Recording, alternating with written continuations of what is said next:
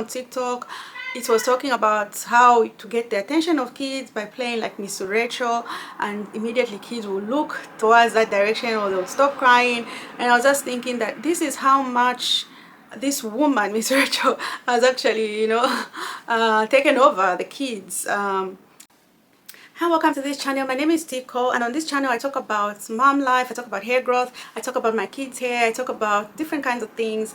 And on this video I'm actually talking about my kids. So we're talking about screen time, how we cut screen time for my kids completely, and how that is going and why we did that. So if you want to learn more, stay on this video.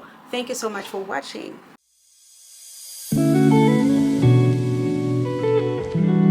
Hi, welcome. So to get into this video, I'm just going to talk about the background of like why we decided to cut screen time for my children. That is like 100%, like no screen time at all. So if you do not know, I have 3 kids. I have a 6-year-old and 4-year-old twins. They are all girls, and we decided to cut screen time for them because they had been experiencing a lot of delays, like especially like with the language.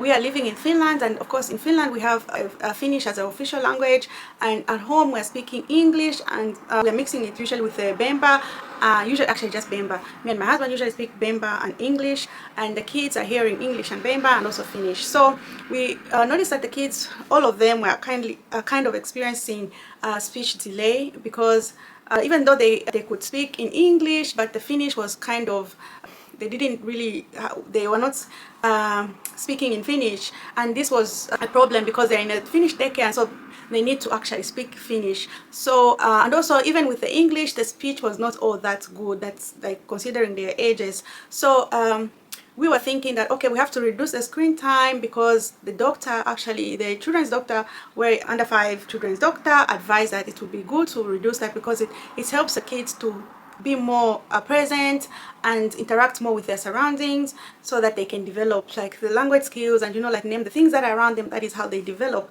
And so we were advised to reduce screen time, and that was good for a bit, but it was not realistic and practical because we found that later on, like on their next appointment, it was gone back to the original, like too much screen time. So on this appointment, actually the kids were so much into the TV things that they were like singing the songs that they are watching from the cartoons, and they were like, everything was more of what they watch, the interaction with them, and it was so hard to get their attention. The attention was also very short span. So on this appointment is when the doctor really advised us that how much TV do they watch, and we're like, okay, I think it's kind of gone back to like normal routine. I would come back home with them.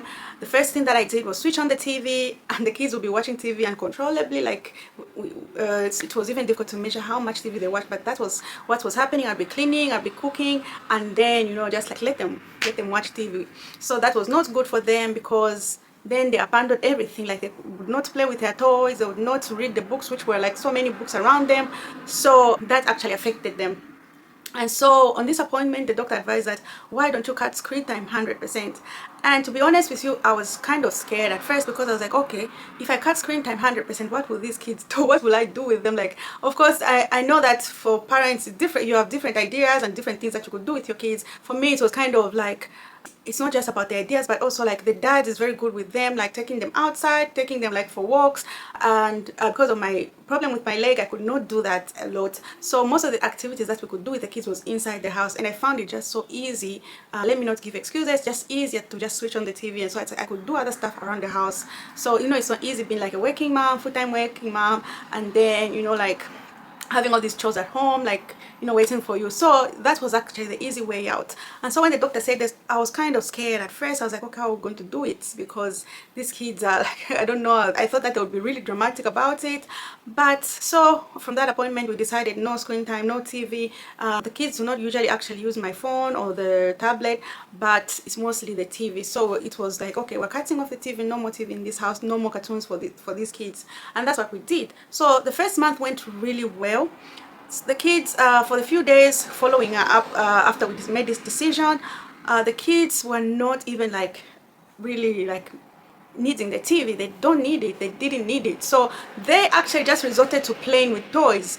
And it was so good to see them picking a book and then just sitting, each one of them picking a books, each one of them reading books. It was really good to see, and I loved this change. And then we also noticed that the kids were becoming more present, so you could actually talk with them without them like looking away or like going off to, you know, like the times that they were so much into the TV, it was so hard to get them out of it, like even to get their attention. If you're calling them and they're watching something on the TV, just forget, they're not going to hear you, you're not there in their world, you do not exist. So it was completely hard to get them to, you know, to interact with you.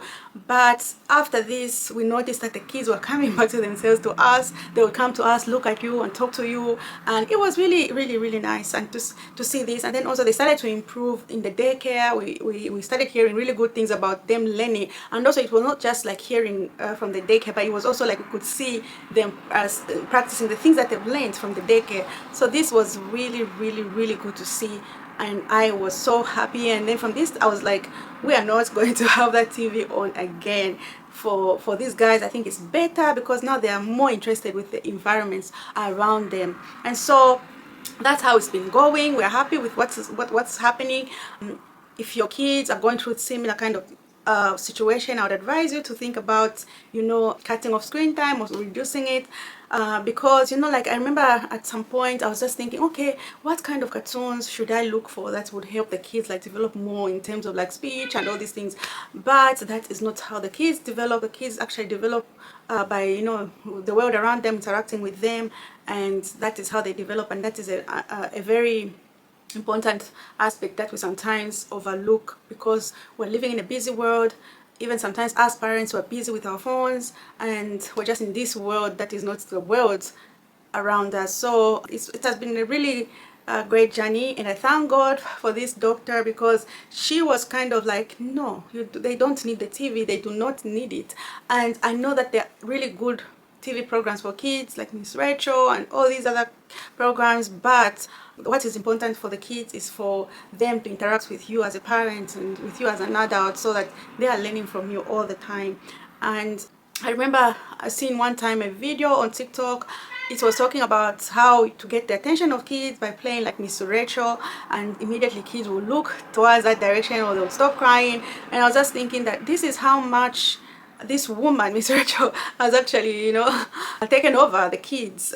But usually it's they're learning really good things from her, but to get them out of that TV world into the real world is kind of hard for them to, you know, make the difference. So for us, it was like, okay, that's the mistakes that we made. We noticed the mistakes that we made and we tried to correct them. Luckily the kids are still young, so it's still possible to like bring them up to speed, and that's what we're still working on and praying over. So thank you so much for watching. I hope this video was helpful. And just to add, you know, after we cut screen time, of course it meant that we needed a lot of different activities and toys that the kids could play with to help them with their development. And so we have included a lot of play toys, different activities, and I will set them in this video. And some of the toys, developmental toys, educational toys, have been really good, and I really thank you for watching and thank you for your support, and I'll see you again in the next video. Bye.